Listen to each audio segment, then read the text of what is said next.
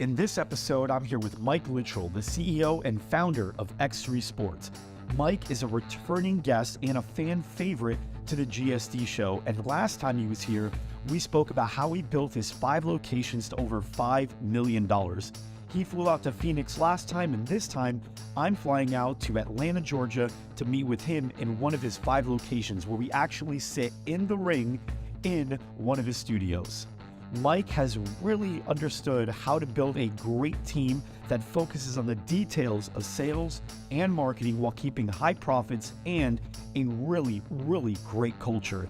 He's also spoken at GSDCon a few times, and every time he goes up, he is an attendee favorite. So sit back, relax, and enjoy one of my favorite episodes of the GSD show. Mike, back again. Yes. Glad to have you guys. I love interviewing a Mike because it's just easy for me to remember. I'll never forget your name. But no, man, we are in your house now in the ring, and we actually have some ringside guests, some other Louder members that drove up for this, which is pretty cool. That's right. But this is really cool because I've been watching your videos. I feel like I've been in here already because I've watched so much of your stuff on social. You've built now this is 5 locations that you've got, right? That's right. And we're in Atlanta. Are they all in Atlanta? 4 of them are in the Atlanta or Metro Atlanta area. Okay. Technically, 2 are in Atlanta, 2 are right outside Marietta area, and then our fifth one is in Athens, which is where the University of Georgia is. So it's about 90 miles from here. Did you start with one, or did you buy a couple? Nope, started with one, kind of built it from the ground up, and really just, kind of hustled everything, worked hard, literally made a little money, then was able to buy a little more equipment. And I've got tons of stories about that on how, in fact, one of the stories was how we had this new ring that was coming, but it hadn't been in yet. And so I was trying to sell people on the vision. Right. And I had this little area kind of sectioned off, and I'm like, yeah, the ring's going to be right here, and you're going to be able to train right here and work in the ring and this and that. And, what was cool was, by the end of it, people didn't even realize there wasn't a ring there. And I kept saying, oh, the ring is coming. It's on back order. We're waiting for it. Well, it was on back order because I couldn't afford to buy a ring. And I needed to get enough clients to be able to do it. And about 8 months into it, I finally afforded that ring. Right. So it was kind of like the idea was, look, at the end of the day when they came in and trained, nobody even realized there wasn't a ring because the ring wasn't what they needed. It was the experience. And so, of course. But anyway, we're in the ring, and it's kind of sentimental on one level, but it's also functional on another. I love it. Well, what I want to learn from you is the lessons that a lot of people that are looking to get their 2nd, 3rd, 4th, or 5th location going, the lessons of if I had to do it again, or if I had to build 5 now, but let's say I had generally around the same budgeting, what would I do differently? What are some things that I would think through? So I want you to imagine it's me. Yeah. I want you to coach me through this. I've got one location that's doing okay right now. Right. It's making some money.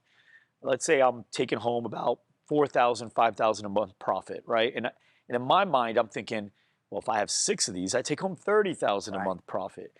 What are some things that you're coaching me through to make sure I'm making the right decision to get another location in the first place, and then how to start thinking through the process? So just coach me. Yeah, for sure. Well, the first thing we would start with is, kind of what is your current structure? Like, what do you do in the business? Yeah. A lot of times, my first mistake was I made sure that, of course, you got to pay your team, you got to pay your staff, you got to buy all your equipment, you got to cover all the bills, and you're the last person to get paid, which means you're usually the cheapest labor you can afford. Of course. So what ends up happening is, if you're not starting capitalized, you're kind of just, working your way up piece by piece. So the first thing is, it's great if you're making a profit. Does that mean on top of paying yourself a salary or whatever for the work you do? Right. Because when you go to your next one, who's going to do that work? Mm-hmm. Is it still going to be you, or are you going to be replacing yourself? And thus, you're going to have to pay that person, which means, are you still going to pay yourself? Or does that money have to go to the person who's going to take your job? Are your leads slipping through the cracks? Does managing your software keep you up at night? Does customer support take days, weeks, or even months to get back to you? We get it. Fit Pro Tracker was developed by gym owners for gym owners. With FitPro Tracker, you can easily process payments, create and sell products, schedule your sessions, market your business, and communicate with your contacts, all in one fitness software. See why hundreds of gym owners are making the switch to FitPro Tracker today. Got it. Okay, so important to know that the business needs to be turning a good profit without me having to run it. Right. Because it's going to have to be that way when I get the second one going. Right. Okay, so let's move into that box. Yeah. Let's say I have that. Okay. Let's say my business is generating a $5,000 a month profit, and I've got a manager in there. Okay. Is it the right time for me to get another location, or should I still focus on my first one? Yeah, so those are kind of like those questions which are, it depends on that individual. You know, Right. It kind of goes back to, what are you looking to accomplish? Sometimes growth, and one thing I learned was more didn't always mean more in profit. Right. It might mean more in responsibility, more in things to do. And sometimes I've seen growth where you actually increase in, expenses and responsibilities, but you actually decrease profits. Right. So, the question is, how much does the second location require beyond building that infrastructure? So, like, do you need to add sort of a district manager, which is a little bit outside of the scope of your club structure? You start building a mini corporate structure. Sometimes you're that person. Right. So I would say, like a lot of things, you don't, necessarily need to jump into that, but you need to understand at what point will you need to add certain things when you're not going to be doing it anymore. Yeah. And it's important because it shows, from a strategy standpoint and a structure standpoint, it gives clarity for you, like, what am I actually doing in the business? Because a lot of times what I did is, when I got my first location, then my second location, then my third location. And really I was acting as kind of the district manager. So I was running to every club probably almost every day, spending a couple hours every day at every club, meeting with the team there. And that's fine for a while. Like, that might be fine. That might be my role. I didn't have it as clearly defined as that. I would just show up and be like, okay, what do I need to do today? Right. So I wasn't as detailed with what my managers, how to do it and get proficient at it. But, as a whole, we knew what the club structure needed, and I was acting as that district manager. Yeah. One of the things that when you're trying to grow and scale, something I took from somebody in the tech industry was, we're going to grow until we break the company. And we're going to change process and systems once we've broken the company. What do you mean by that?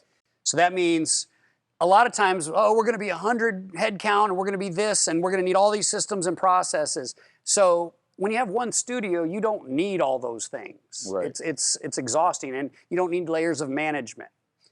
But there comes a point where you're trying to do everything and you realize, I haven't put somebody in position. So how I was doing it with one location to two locations to three, I was hitting my thresholds. And then I started noticing when we added our fourth, everything changed. Why? I couldn't be in four places. I couldn't connect to all the people. I then needed to rely on leaders and managers to see the problems and fix them, rather than wait for me to show up to help them see it and then fix them. And that was a limitation on me, not the people, because I wasn't good enough at leading a 4 and then a 5 unit organization. What it takes to run $1 million company is different than what it takes to run a 5 million, which probably 10 million.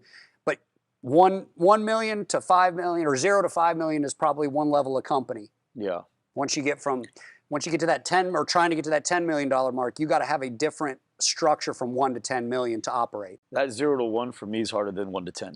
And many people, that's the case. Yeah. Yeah. Yeah. So now that you know that, you're coaching me on this here. How do I start prepping for that? Like, let's say, okay, I've got the one, and let's say I go, okay, well, based on that, maybe I need to make a little bit more money. Right. Because $5,000 profit at a location, well, that's good, but I can still make another 15K profit in it. Right. And if I could find a way to make that extra 15K, I got 20K left. Now, would that afford me not only people, but good people that could be able to operate without as much accountability, because they hold themselves to a certain standard, right? I think that's super important too, because when you have a manager at one location that you're the owner of, that manager you can really train up pretty well. Right. But when you're getting your 4th, 5th location, you really need less training wheel time. Yeah, and that's a great point. I think another variable to why did we break between 3 and 4 was most of those first 3 locations, I either went in and started it as the GM or training with the managers. So I felt like I got a lot of hands-on coaching with them to get them into a position where when I left, it's about probably 80% of how I would do it, and so there was that leeway. When we went to 4, I no longer trained the person. Somebody else did. So now, we've all seen, the discussion or, about, when you take something and you make a copy and then you make another copy and then you make another copy, your 5th or 6th copy of the copy starts to be a little bit more blurry. Yeah. And so that's where stronger processes and systems come into play. We had good processes and systems, but as you get bigger, they got to be even more tight and more specific and not like, oh, just, if this happens, kind of do this or kind of do that. It has to be, no, you have to do this or you have to do that. Or I have to be okay with letting you make a judgment call within this parameter. Right. Be flexible within the framework. Sales. That's something you've done really, really well. As you're opening up that second studio, that's something that you're going to want to get really quickly, because if not, what happens? Your first studio's got to fund the shortcomings of the second studio. Yeah, you're working hard and making less. So what are some things you would do with that second studio in order to make 100% sure that you can open up in the black and give yourself every opportunity to not have to take away from the winning studio to pay for the losing studio? Yeah. Well, as we know, pre-sale is kind of one whole element and animal. And if it depends on, again, logistically where you're at in relation to your existing studio. Is there recognition, brand, and name? But what I would ultimately say is the mistake a lot of times is thinking that the team you have, and even though yourself, I can just do that for both. Right. And what ends up happening is now you're splitting your time and you're focusing half the time on something that you've dedicated full-time effort to in the past. Mm-hmm. Or sometimes worse, you're putting a lot more on the new baby and forgetting about the old one. And I've seen that a lot. And and you start to see that go down. So I think the biggest thing is, you don't have to replicate the exact staff and the exact structure. You might have 5 trainers here, and you may say, I'm only starting with 2 because I don't have enough class and volume yet. But quickly, I want to know that I can go to 3, 4, and 5. But what I would ultimately be able to do is say, it's a timing thing as much as it's what to do and when to do it. Mm-hmm. So don't be afraid to hire the people you need before you're ready to open. If you're already, let's say, in build-out phase or you've already got a lease signed, and, if you can estimate, like, let's say you're 180 days out, so 6 months, when do you need to hire your staff? When do they need to start training? Do you want them to hit the ground running? Or do you want to be opening up and then starting training? Right. Some of it's a budget decision. I can't afford to pay people double to sit here. Yeah. So I think there's creative ways that you do that. And to me, I budgeted under training and coaching or marketing. Okay. So for instance, I might hire my salesperson or my managers, 1 or 2 trainers, and I convert them into being coming into the current clubs that we have and shadowing and working the same process in a successful club. So if we're 90 days out, maybe that's when that starts. On top of that, as we get closer to getting ready to open, now I might say, but here's the next conversion. We're going to go into being the street team. We're going to go and blanket the area so everyone knows who we are and that we're coming in 60 days or 90 days. And I want them to meet me, and I want them to know you, and I want them to say, hey, by the way, just be prepared. I'm going to stop back in with more collateral for you. I'm going to give you more passes. I just want to let you know, is there anything that, we can connect with, just really embed in the community. Right. And what that does is it ramps up your team. It shows them the things they should be doing anyway, but as long as they've got a leader who's willing to go do it with them and show them what to do, how to do it, and why it's important, we're going to reap the benefits together. Right. One of the things that I've seen with you is you're a really, really good leader, and you really know how to rally the people behind you. You're talking GSD Con about core values and how your team uses them was fantastic. How do you get your team for the new studio really behind going crazy with sales? Because they're going to have to. Yeah. What are you saying to them? What are you helping create a vision for so that you can really get their best? Because that's what the business needs, especially in the pre-sale process. Yeah, I mean, you got to remember each team's a little bit different, and each team has different chemistry when you start going that way. But that's where core values come into play. Like, we can have a different chemistry, but we all have a similar or a common core value A of North Star of how that's we right. behave. That's right. And so as that team starts to gel and starts to come together, you know, I think a lot of times we assume that because we've done it once, we can just turn around and rinse and repeat. And we forget all the little nuances that we had to do to put that team together and help them get over those bumps and hurdles. Like you can be excited about learning something new, learn a language, learn a new sport, Right. get a great coach. You know, part of it is going to practice, doing the reps, and knowing that if you get stuck somewhere, you're not by yourself. You're with a championship coach or a winning team that's going to help you get over those humps and hurdles. And if along the way you also are able to see who does want to really grow and become more, or who's like, oh, I just got the job, but this isn't really what I signed up for. Yeah. No problem. Appreciate you giving it a shot. You know, I'm happy to be a reference. I'm happy to, you know, maybe in the future see what else comes this way. But this is what this team needs to be successful and a winner. And sometimes people shy away from those conversations because they don't want to be mean or rude. And it's like, no, we're going somewhere and it's exciting. Right. And it's going to be hard and we Right. need to do it together. What do you look for in that salesperson, the killer? Yeah, you know, it's you know, there's so many ways to do it. You know, I've had to get really understanding that not everyone has to be me. Mm-hmm. I'm a little bit like go go go go, and I don't need a whole lot of direction. Tell me where we're going and get out of my way. Let me do it. Right, right. But sales, as we know, can be nuanced. It isn't just going out and grabbing people and bringing them in. That's one phase. Right. But then there's nurturing. Not everybody's ready today. Not everybody. So who's good at building relationships? Who's easy to talk to? Who do you want to talk to? Like if you don't even want to, if somebody's already awkward and doesn't, you know, make you feel comfortable talking to them, it's gonna be hard trying to influence them to make a decision that they're already maybe scared to make. Right. Not that those things can't be learned. So you try to teach people like, why do you like this? Because I've found success in hiring people from other industries, Mm-hmm. but I've also found the most success is when somebody has the skill sets that apply to other industries, but they have the desire and passion because they personally do it themselves, whether Right. it's what we offer in here or they're a committed fitness person on their own right, Right. because then they speak from experience. As far as metrics go, if I'm a sales guy working for you, how do I know if I'm winning and losing? Yeah. Like what are the metrics I need to pay attention to, and what are the metrics of a really good top performer? Yeah. So it starts with obviously getting in front of as many people, which we would say leads. How many Right. leads, how many contacts? And it can be as, And you they know, would create their own too, not just getting them from paid traffic. They have to Bingo. create them.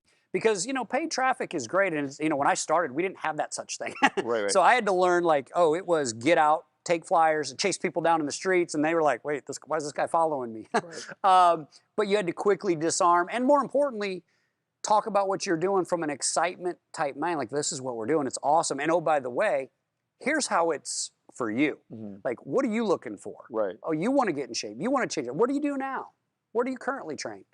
And in that time early on when we first started, I mean, the only options were really like, we knew it was going to be like the big box gym Right, right. or nothing. That was the style. That was it.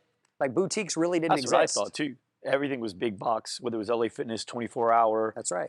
Golds. That was the big stuff. This Yeah. stuff really started blowing up around 2010. Yeah, yeah. You see that transition. So, you know, now, you know, I'm noticing that there's tons of boutique offerings. And so I think the consumers are getting more educated. So they have the ability to, you know, to charge 150, 200 bucks a month is no longer out of the question. It's not absurd. It's actually like, yeah, but I expect a higher quality of service and a higher quality Right. of product. Right. I expect it to help solve a lot of the problems that the box gyms don't, which is, great, I got all this stuff.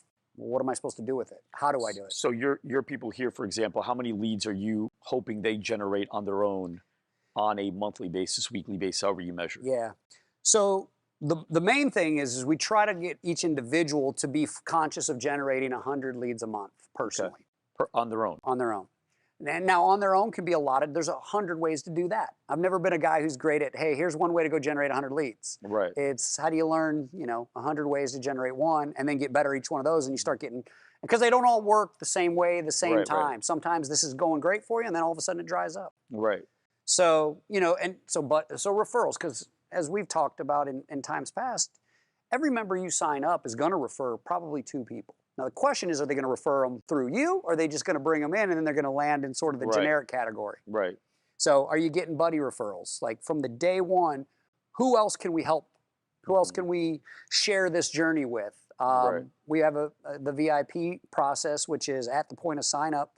We expect that our team will present that you have 10 VIP passes, which gives anyone they want a free week. And we want them to be, we don't just want them to fill out names and numbers just to get the sheet done.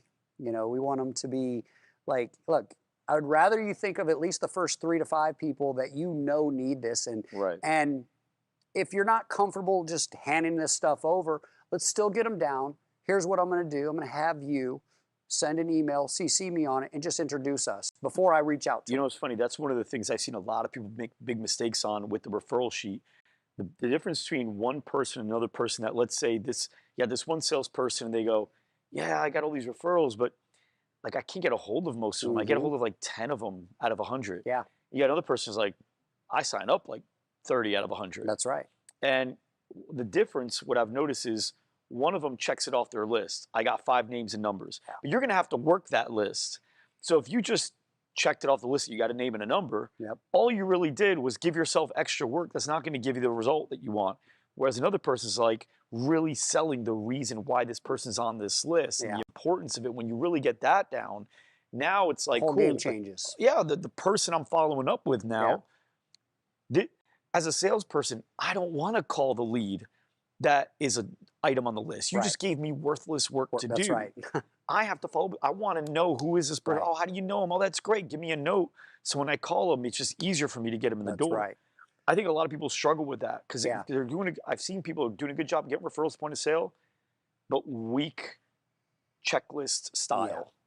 Yeah, and that's something we also talk about is getting comfortable learning what to do and then getting good at how to do it. Right. You know, because again, I don't need 100 leads from you. I need those leads to convert into 15 or 20 new Leads don't members pay the for bills. you. Right. Right. So that's what we, you know, that at least it gives us something to go, okay, let's work on that area now. Right. So everything you just talked about is getting into it like, okay, great, you got your 100 leads. Did that boost your appointments? Did that boost your shows? And are we ultimately getting new people in the door? Yeah. And another piece of that is just, you know, the why behind it. Not just why because, oh, it's part of my job to get referrals or get leads. You know, if I truly care about helping people, people usually aren't in here because it's just for themselves. Right. There's more to it. There's the family, there's the friends, there's something. And so a lot of times people love to share that journey, or they love to, you know, they know that there's other people, especially if you've delivered for them. You know, they're getting an amazing experience. And look, day one, I get it. We haven't proven anything to you other than we can give you a great class and we can get you committed to starting. Right. Right. So don't be afraid to follow up on, like, we don't treat those new members like if I don't get them day one, okay, I didn't get any leads. Great. Where's your 7-day checkup? Where's your 30-day checkup? That's when you can get them. Like, if I'm doing a good job for you, who else can I help? Right. Right. Right. So it's more of, again, not just keep doing it, but do it the right way at the right time. Yeah.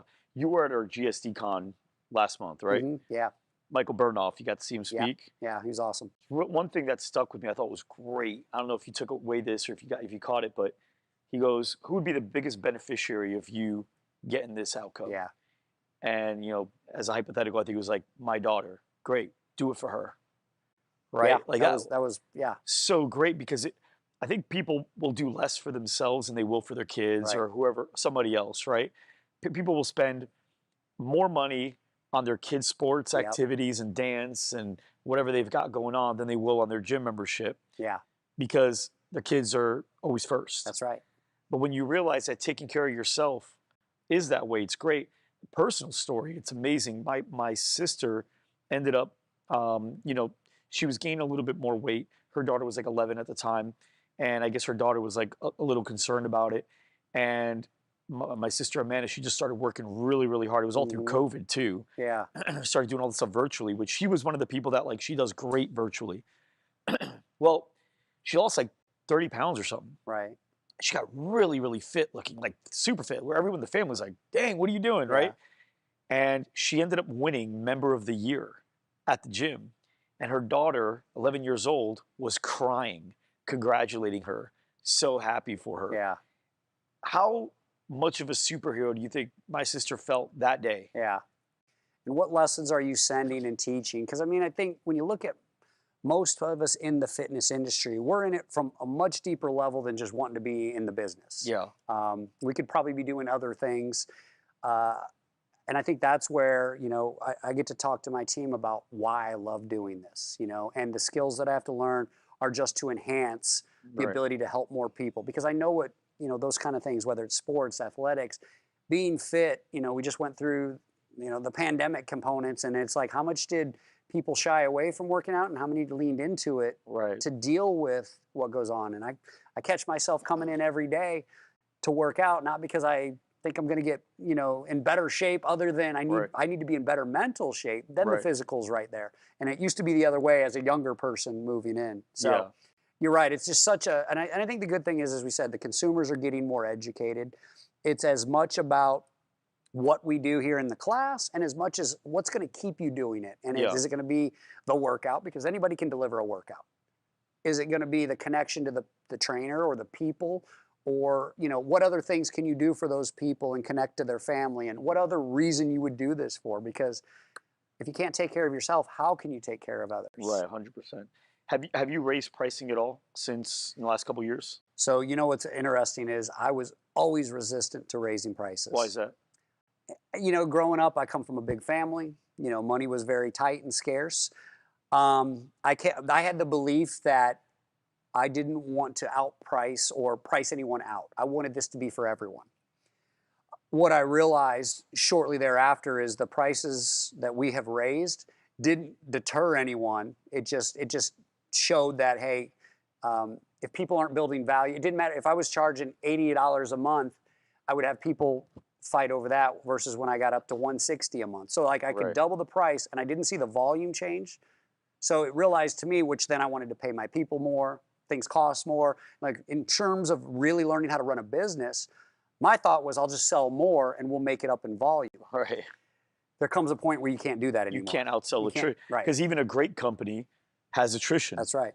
Disneyland has people that leave saying, I'm never going back there. Right. Right? Like that's Disneyland. Yeah. Disneyland has people say, I'm never coming back here. Yeah. Happiest place on earth. Yeah.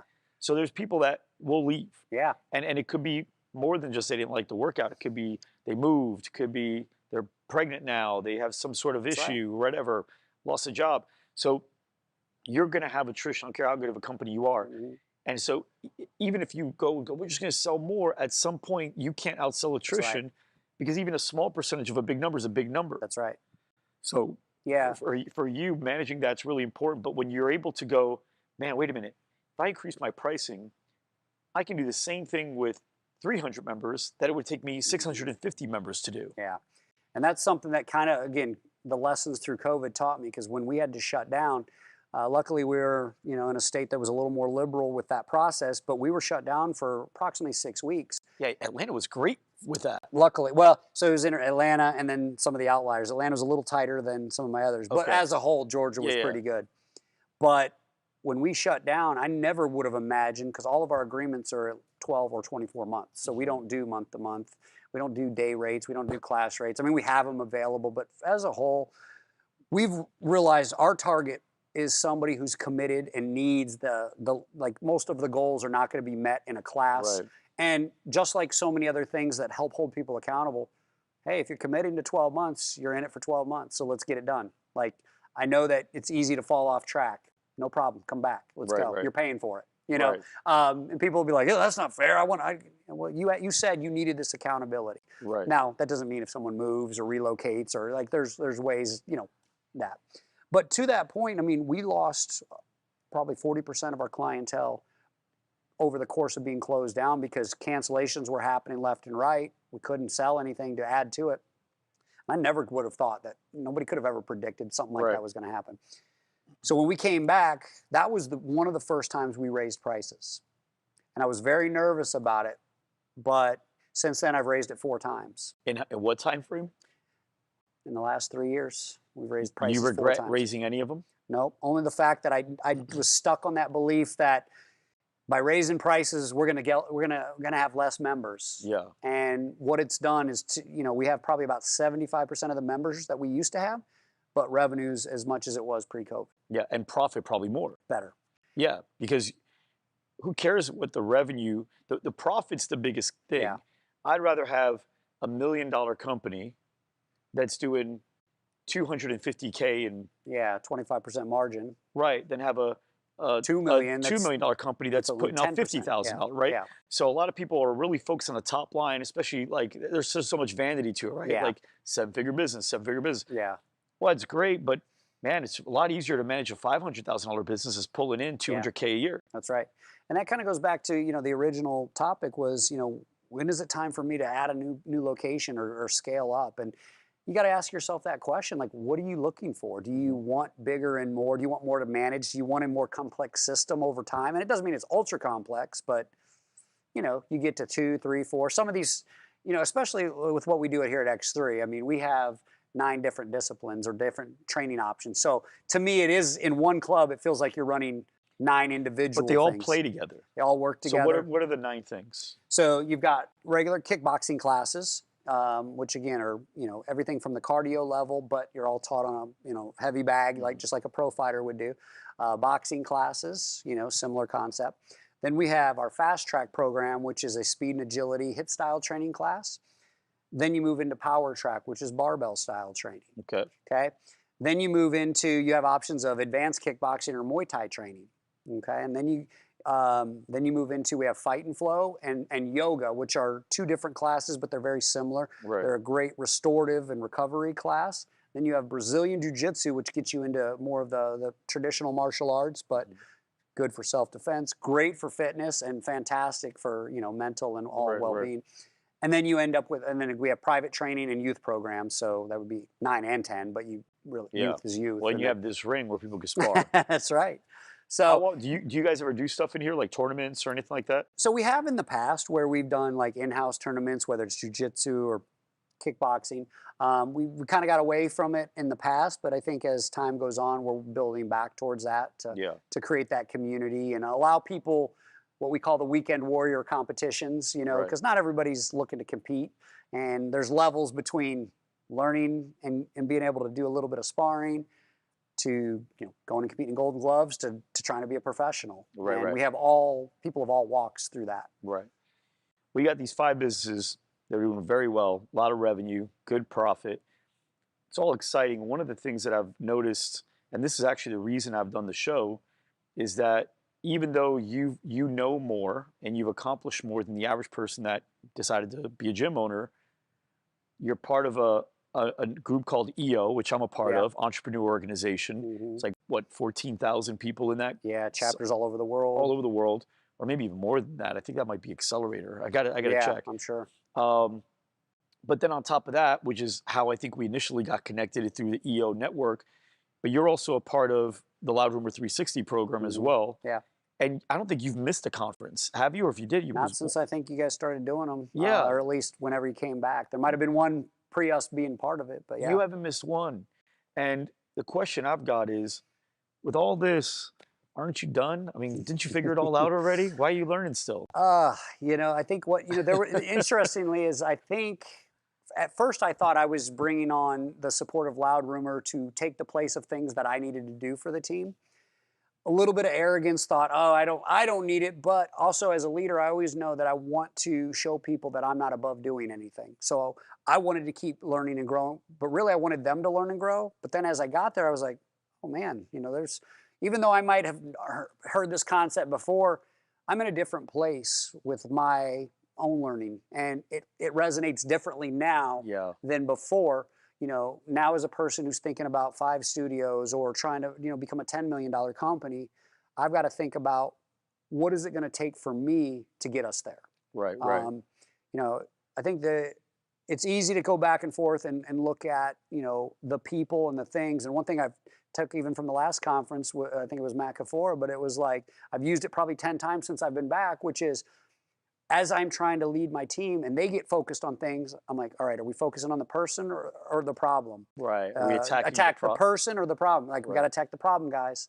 Because if the person's the wrong fit, then let's address that. But, and that's, in such a simple thing, and yet it's gotten us to not get lost in something or turn a challenging situation into a conflict. Yeah. It's an opportunity to get stronger together. And look, it didn't happen overnight. It still doesn't happen overnight. You still got to come back and want to do the work. So I've been very fortunate to realize how much value there is for somebody like me who arguably I could sit back and think I've got it all figured out, Right. which I don't. Right. I tell people first day when we go through orientation, I go, I wish I could tell you we're going to get it right every time, but we're not. We're going to make some mistakes.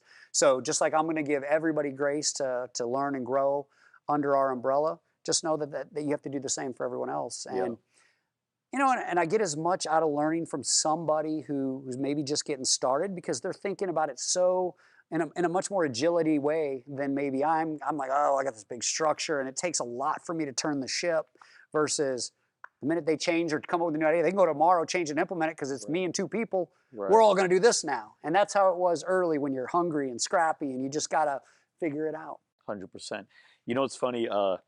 I don't know if you've noticed this. I've noticed this at the conferences, but I look around, I can see it from the stage when I'm at GSD Con, and I'll see you in there. Obviously, you're doing really well, and you've got your team there, and you're there taking notes. And I look over and I see Karen, who's got, I don't know, 29 studios, something like that, and she's there, always taking notes. Roger Martin, CEO of Rockbox franchise, taking notes. Lance Farrell was there from Farrell's Extreme, taking notes. Danny Farrar, and asking questions, right? And I think what I love about that, and it sends a message to your team. Right. So your mission was accomplished. Was that no, they're not learning because this is like so amazing. They're not learning because they're not that smart.